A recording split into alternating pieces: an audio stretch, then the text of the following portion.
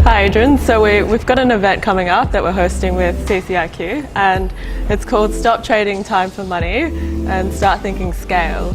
Why do you think it's important for small business owners to think scale instead of, trading time for money? Yeah, well, I guess everyone would have seen the news, a lot of news recently over the last few years around automation taking a lot of jobs and disrupting a lot of industries. It's something that banks and large incumbents have been pretty scared of for a long time and have been actively trying to invest into the startup space to make sure that they don't get toppled over. But now that disruption is moving down even to the small business space, where a lot of the services that are done by small businesses are now being replaced through products, scalable products, whether it be hardware, software, apps, websites, it's being replaced. So now it's time for the small business owner to think about how can they actually be in the game of creating one of these assets and building something that's a lot more valuable than their current small business, services business, as opposed to being hurt by it. So it's a big it should be seen as an opportunity, not a negative. For sure.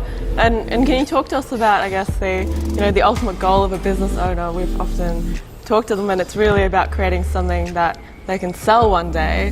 Like, what does that look like what does selling a scalable asset look like versus selling a traditional business? Yeah, what's really sad is the amount of small business owners that start a business with the intention of financial freedom, setting up their family for life, all of these things, and really what happens is they end up buying themselves a job, working harder, and often pulling out less money than you would working in a corporate job or working up the corporate ladder, and even worse, with no end goal in mind. So really, a company is there to be sold in the end. There should be some sort of exit, and the problem with businesses that trade time for money is there's not, because it's not scalable, there's not that much value in that exit. And things like cafes or small trades businesses, a lot of small services companies that are bound by geography, the exits that they get are pretty minuscule compared to a product, whether it's physical or software, that you can sell to the whole country or the whole world.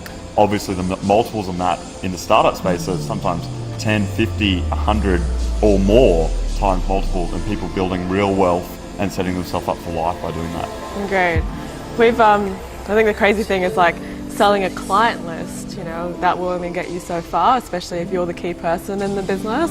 If you're gone, then what does that client list actually mean in value? Exactly. And that's the struggle that people face, and they get so deep into their businesses and they've been doing it for 5 or 10 years, and then they pop up the other end not even achieving what they set out to achieve. Agreed.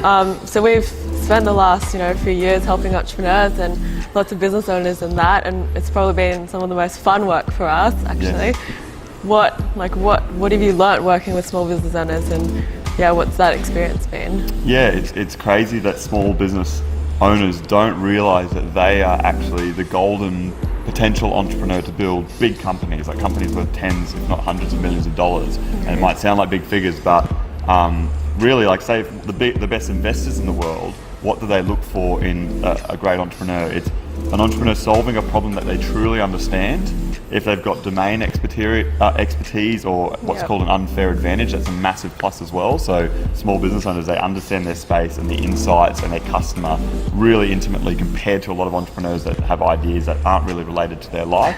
They know how to manage a team, they know how to recruit, they know how to manage finances and grow a business. So it's really so many unfair advantages compared to really most entrepreneurs who tend to be naive and a lot of them have never started a business before. So they are the prime people to be starting these companies. The only difficulty, the downside for a small business owner, is how do they find the time to create this scalable asset? But that's something that we've learned a lot about helping them with, finding the right person to run their current more traditional business, and then they can focus on the one that can give them a big win. What could someone learn if they come to this event?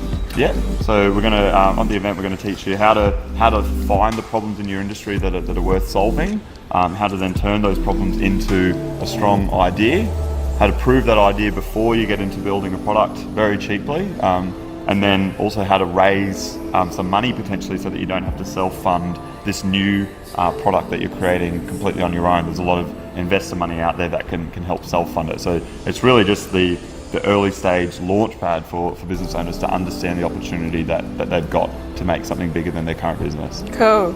Thank you. That's awesome. No worries.